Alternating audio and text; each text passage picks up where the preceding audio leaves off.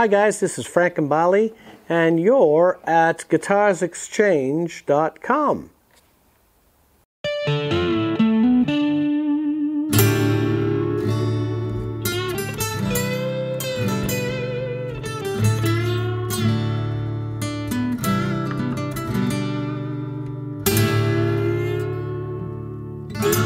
I'm here to do some clinics to support my beautiful Lux Frank Gambale model by Court, and I'll be here in Madrid and then tomorrow in Barcelona.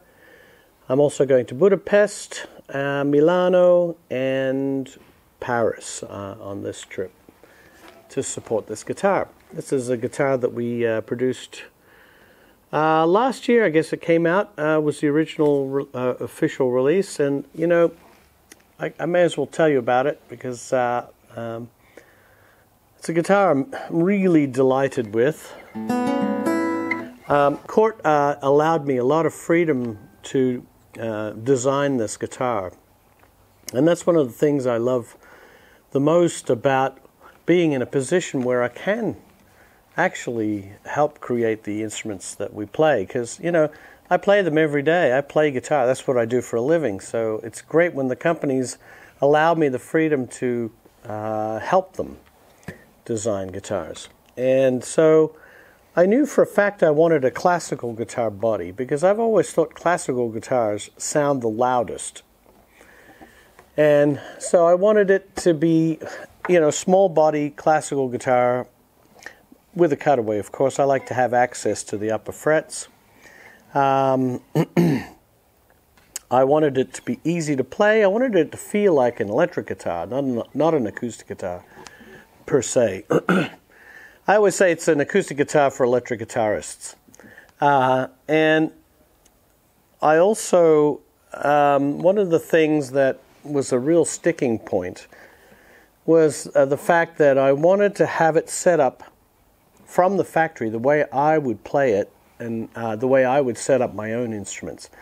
And it's the way I've always set up my acoustic instruments for my entire life, is I have extra light gauge strings with a plain third string. This is not, the G string's not wound, it's an 18 gauge. And for, you know, when we released the guitar at NAMM last year, you know, I told the interviewers, look, you could go and look at the thousands of acoustic guitars at this trade show, and you will not find one that is set up like this from the factory. Not one.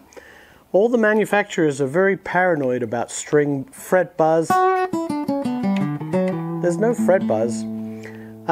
They're worried about fret buzz, so they put really heavy strings and they make it fairly high action. And for me, if I play a guitar like that, I last about 2 minutes and then my hand is dead. I can't do that kind of gauge of strings. Even after 51 years of playing, I don't have the energy or the force or the strength in my hands.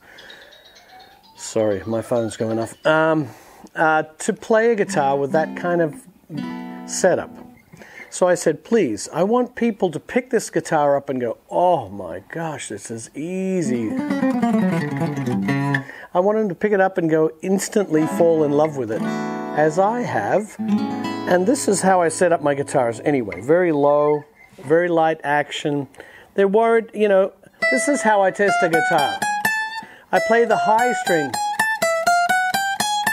If I get a good, solid tone out of the string on the highest string above the 12th fret, then I know I got a good guitar. This is a 10 gauge. It's very light.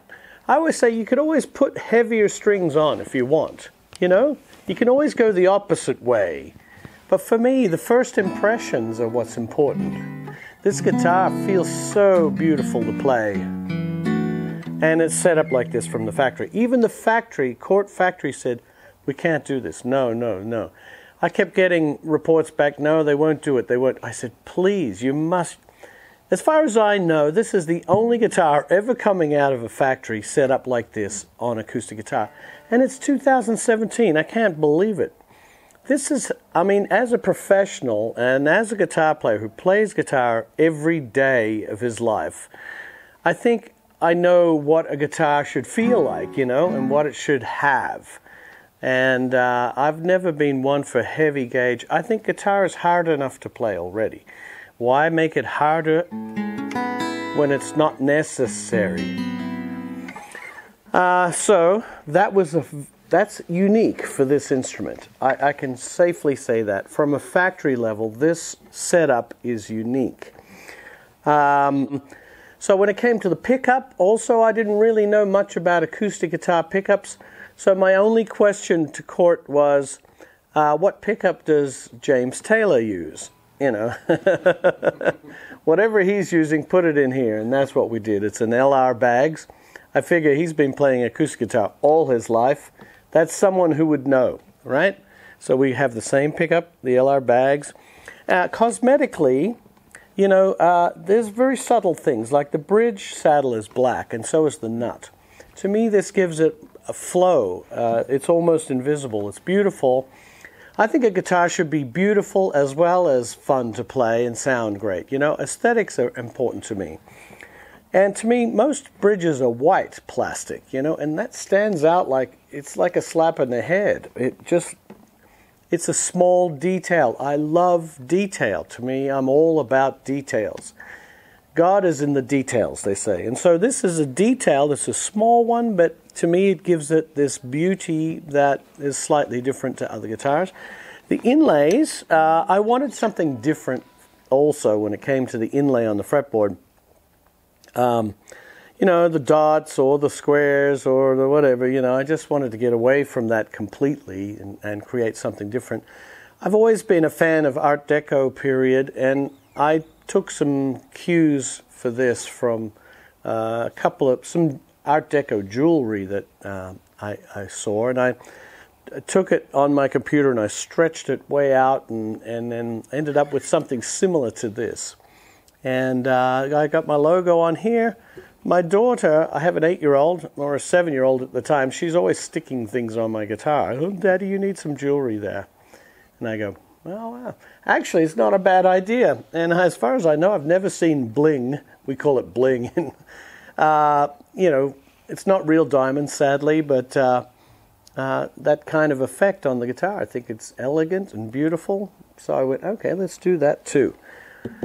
Top is spruce, Adirondack spruce from the eastern U.S. Beautiful, beautiful wood, solid top. I had to have something Australian. You know, I am Australian originally. The back and sides are Australian blackwood, which is very similar to koa. Looks really similar to the grain of koa, which I really like a lot. The neck is mahogany. The fretboard is ebony. I love ebony fretboards. They're beautiful, they're soft, they're elegant looking, and it's an ebony veneer on the headstock too. Now, well, I would say I've always had some acoustic in my albums. You know, usually I put at least one song that's acoustic on all my albums, so it's always been a part of me. So no, you know, I'm not changing over to only acoustic, if that's what you mean. But I do love to have acoustic tunes in my set. And, you know, I have at least 2 songs in my live show that are on acoustic. So I think the tools are very, very, very important. Yes, you have to have an instrument you love, you know, and that pulls out inspiration for sure. You know, whether it's a grand piano, I have a grand piano at home, and I'll sit there and I'm always inspired. I just love the piano. I love guitars. I'll pull out my favorite electric guitar or something and I'll plug it in through my favorite amp and sounds. You know, all that stuff is really important. A beautiful acoustic guitar. Actually, I write a lot of stuff on acoustic guitar because I could be sitting in my living room. I could be in a park. I sometimes go, where I live in LA, there's a lot of beautiful parks. And I often bring my acoustic guitar and sit under a tree for an afternoon with a little pad. And I often write either the germ of the idea of a song or the whole song.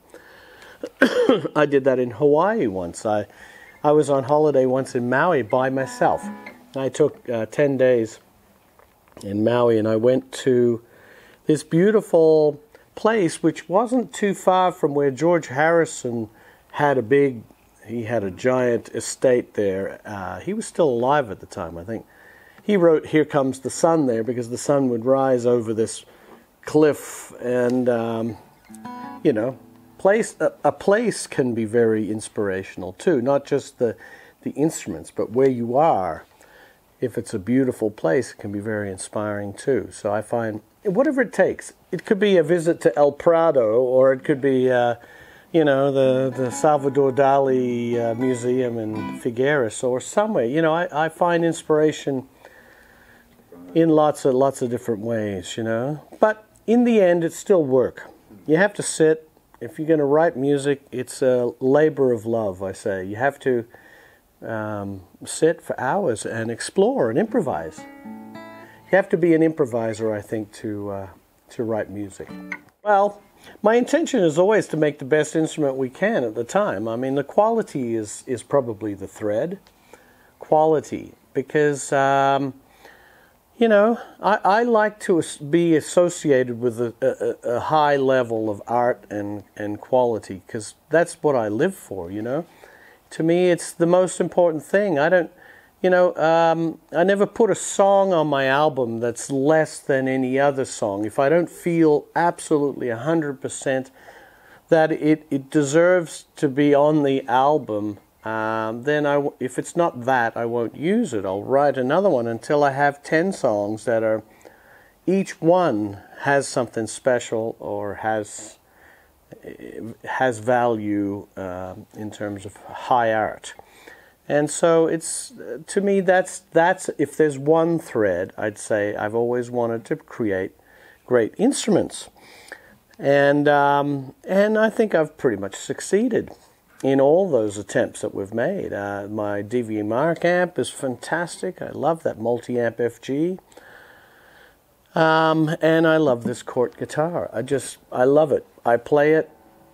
I don't make instruments just for the sake of making instruments. What's the point of that? No, I'm authentic in what I do. I do it for a very high purpose, a higher purpose, because I don't want to be associated with something that is less than good, I don't want people sometimes say, "Is that the guitar you play? The one I buy, is it exactly the one you play?" And I say, yes. I get them from the same factory where the consumer would get it from. So it has to be right. And I'd say the quality is the most important ingredient.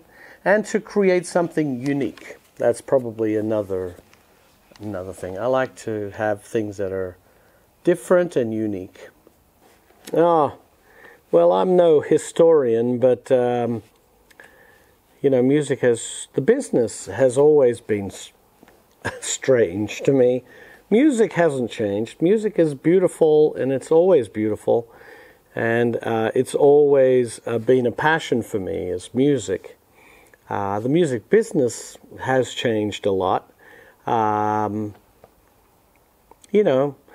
Back in the day, I remember, being, as a kid, really excited about music, and albums were like an event, milestones in life. They were like touchstones in life.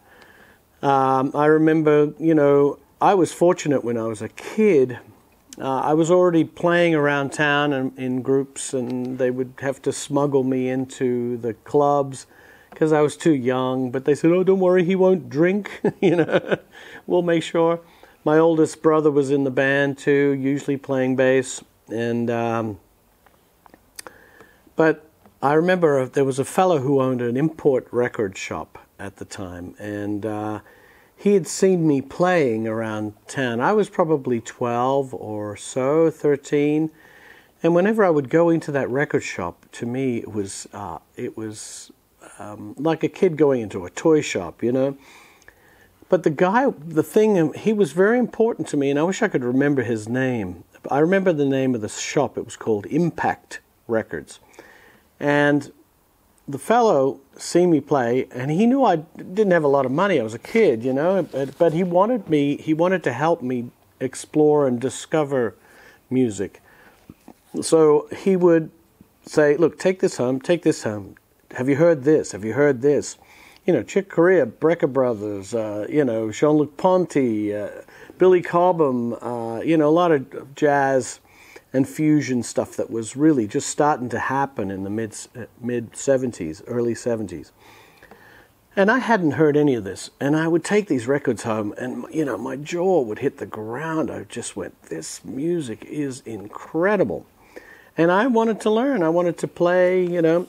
The first 10 years of my life I played blues, and I'm very thankful for that. You know, I learned expression on the instrument, learned how to...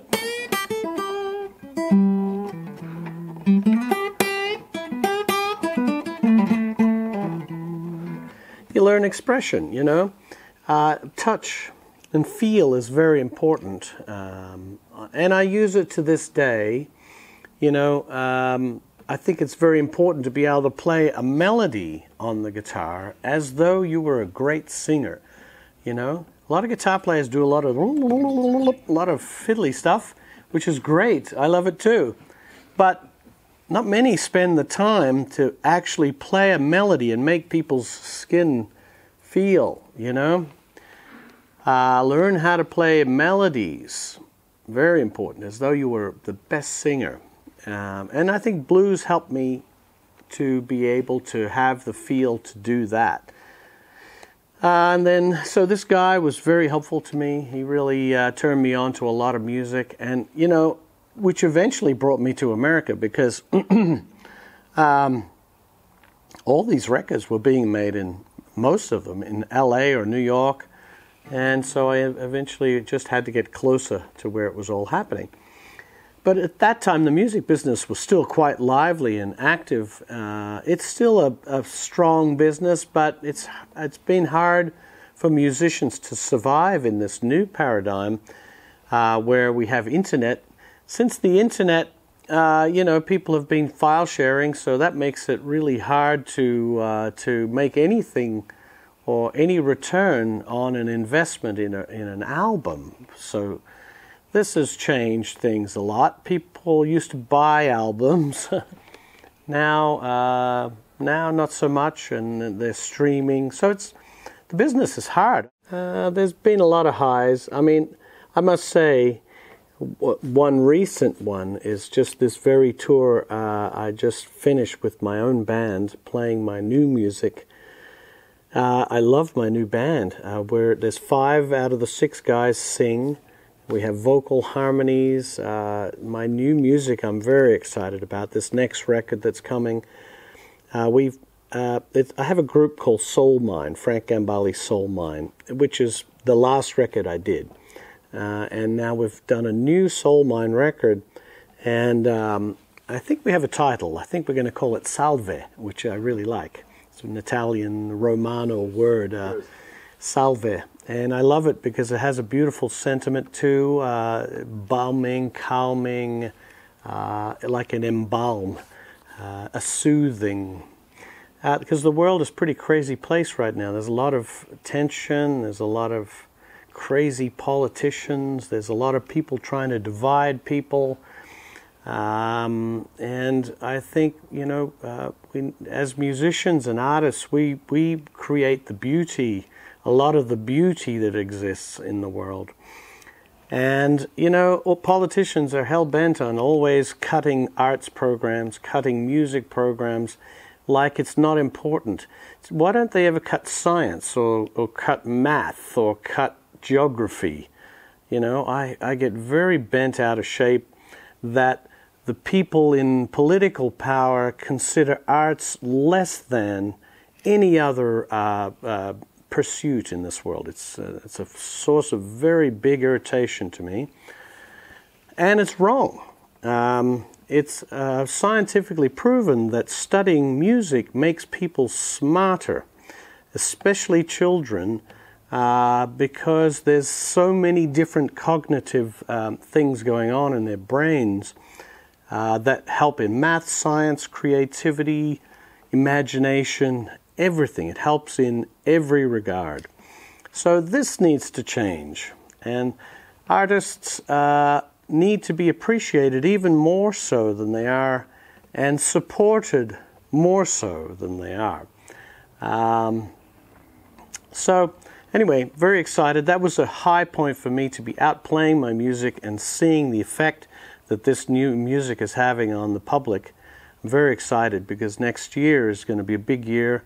The record comes out in January, and we're going to be out as much as possible in the new year to support this music, the new album, and my new project.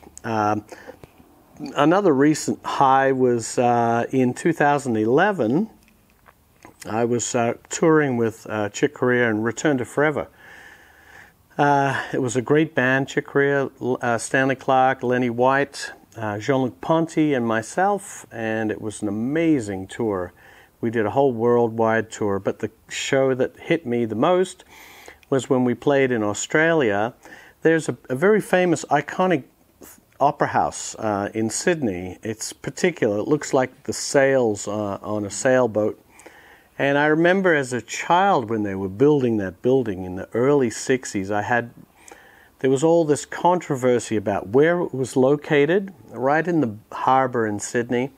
And there was controversy. Of course, it cost 3 times more than it was projected, so it was very expensive. But now it's become one of the symbols of Australia. Whenever people see an image of Australia, they see the bridge, they see the opera house, and those are iconic Australian places. And of course, when we went to play with Return to Forever, we played to a sold-out show at the Sydney Opera House. And for a kid coming back to Australia to play, and my family was in about the 9th row, that was a very high point in my life, to play the Sydney Opera House with Return to Forever and have my family there. It was brilliant, you know. These are the things that are important in life to remember. A low point? Ugh. Oh. I try not to remember the low points. That's good. But one was, I just remember an epic journey. I remember we did 3 months back in the late 80s, I think. We did 3 months with Chick Corea Electric Band in Europe. We were on a bus, and it was a very hard tour. We played, I remember, 27 shows, one night after another, and traveling in a bus. 27 shows in a row, one night off, and then another 17, and then there was 10 days break, and then we started up again in Japan. But the guys were smart. They went back home because, you know, they could have a little break. But I decided, well, I'm in Europe. It's pretty close to Asia. Maybe I'll just stay and do a few more clinics or whatever it was. So I did. I booked several clinics, and I remember I didn't leave much time to get to Nagoya for the first show. So I remember having an epic journey. It was something like 36 hours it took me to arrive in Nagoya. To arrive on the day of the show, the first show, I think the show was at 5 p.m. and I arrived in Nagoya at 2 p.m. after 36 hours in transit, and having to play, you know, it was pretty incredible. It wasn't a real low, it was just a physical low, because, of course, playing all those shows with the electric band was great fun. It was hard, but it was great. There isn't one important thing, but I think a lot of guitar players play by ear. I think that has its limitations. It's trying to...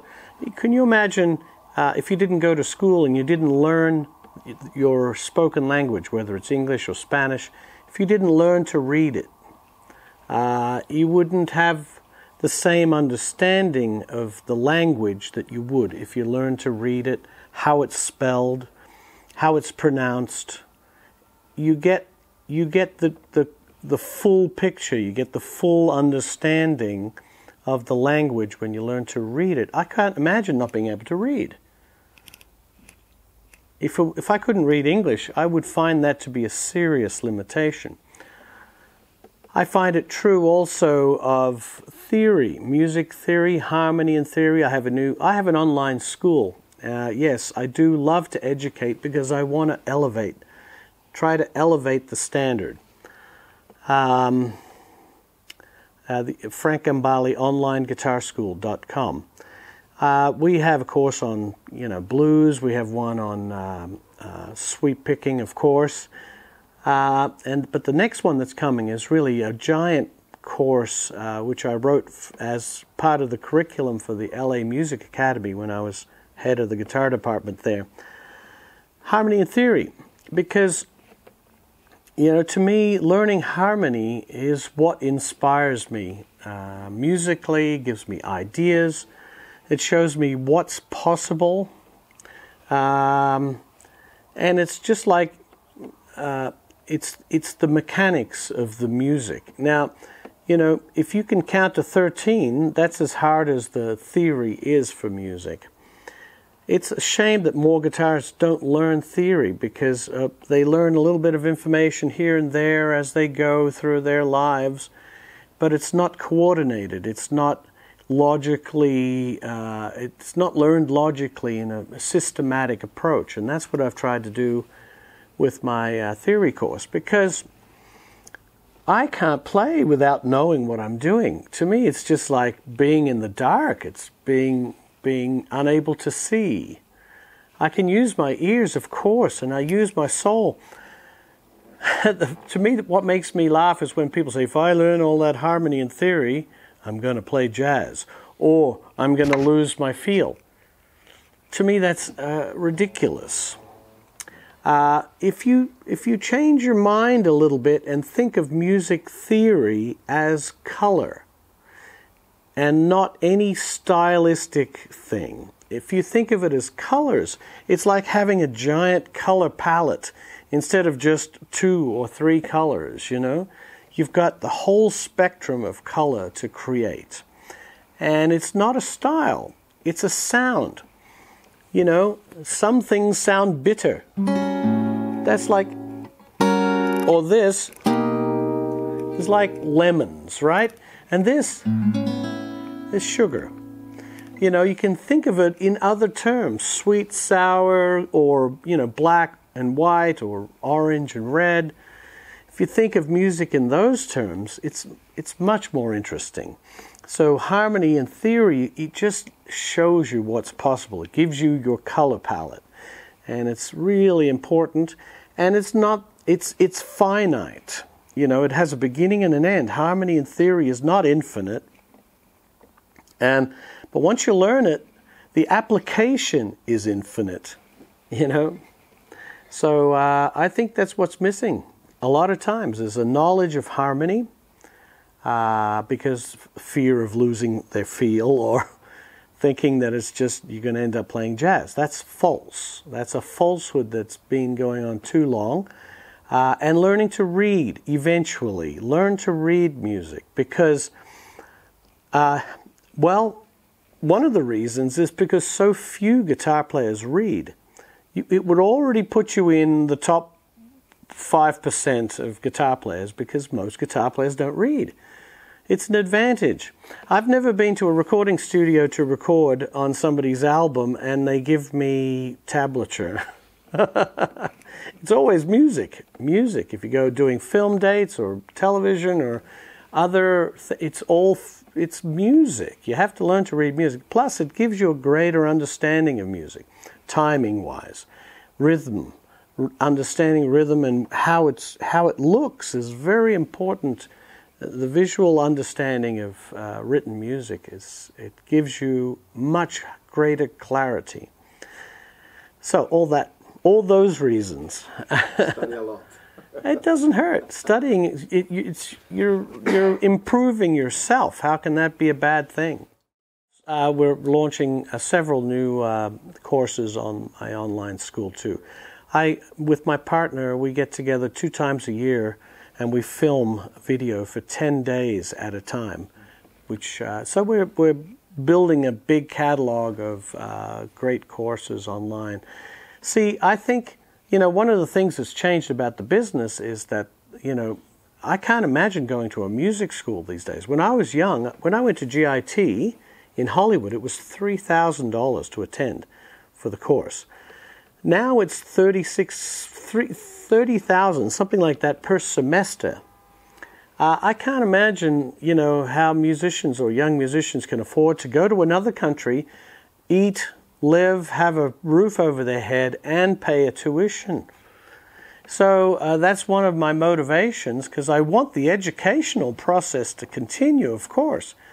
But, that's why I'm offering all my knowledge to my best of my ability on my online school at a fraction of what it would cost to go to brick and mortar schools, and I think most universities are offering a lot of courses online these days for people everywhere in the world. You can be anywhere and study this great material, and that's one of the beautiful things about the internet, is that it does give us easy access to things.